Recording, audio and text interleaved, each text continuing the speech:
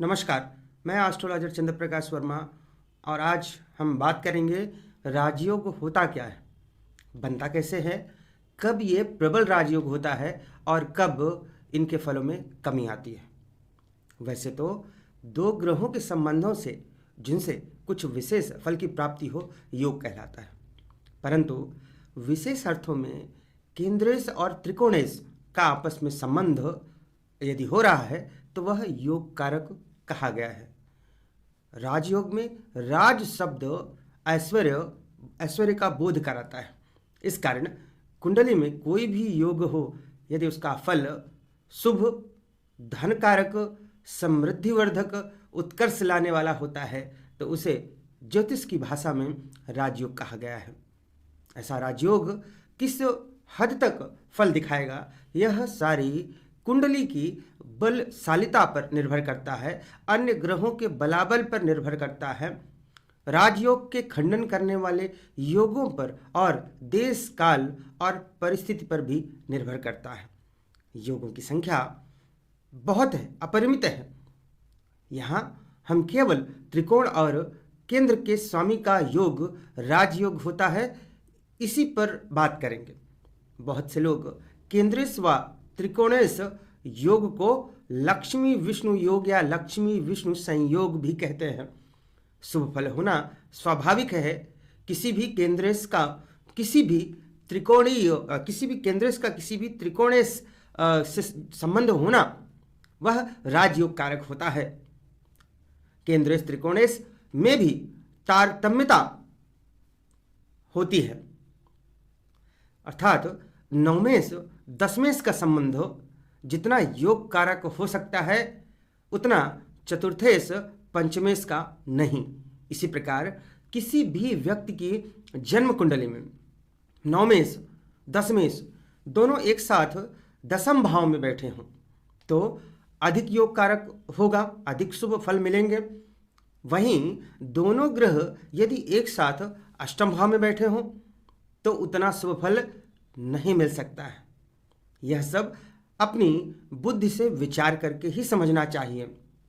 इसके अलावा एक बात का विशेष ध्यान रखना चाहिए। वह कौन सी बात है? केंद्रेश त्रिकोणेश का योग जब अन्य दुष्ट योग से दूषित ना हो तभी विशेष फलदायक होता है। इसके दो अर्थ यहाँ पर समझें आप।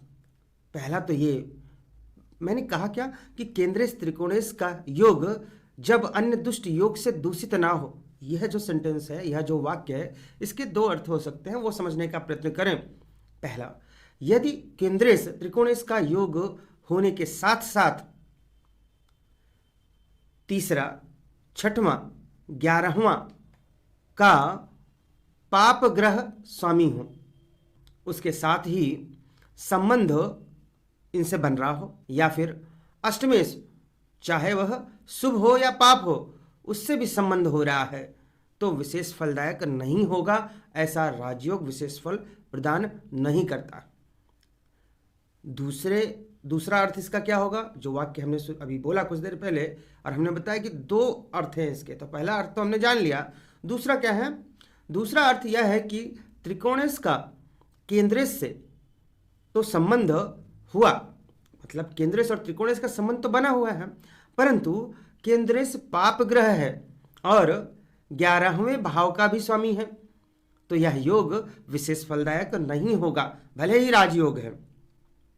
उदाहरण के लिए मेष लग्न की जन्मपत्रिका और उसमें सूर्य शनि का योग उतना फलदायक नहीं हो सकता, क्योंकि सूर्य त्रिकोणेश अवश्य हैं परंतु शनि केंद्रेश होने के साथ साथ, यानी कि दसम भाव के स्वामी होने के साथ साथ आयपति भी हैं, अर्थात 11वें भाव के स्वामी हैं। या दूसरा उदाहरण ले लीजिए, मेष लग्न की पत्रिका का ही उदाहरण ले लीजिए। इसमें शनि और देवगुरु बृहस्पति का संबंध है, परंतु बृहस्पति नवमेश के साथ साथ द्वादशेश भी हैं, अर्थात व्यय भाव के भी स्वामी हैं। 12वें भाव का स्वामी होना अच्छा नहीं माना जाता है। इस कारण शनि बृहस्पति योग नवमेश दशमेश योग होने के साथ साथ व्ययेश एकादशेश योग अर्थात दशमेश व्ययेश योग करता है। इस कारण विशेष फलदायक नहीं हो सकता। यहाँ विशेष फलदायक इन शब्दों की ओर ध्यान दीजिए आप। ऐसा राजयोग फलदायक तो है परंतु विशेष फलदायक नहीं है, उतना अधिक फलदायक नहीं है।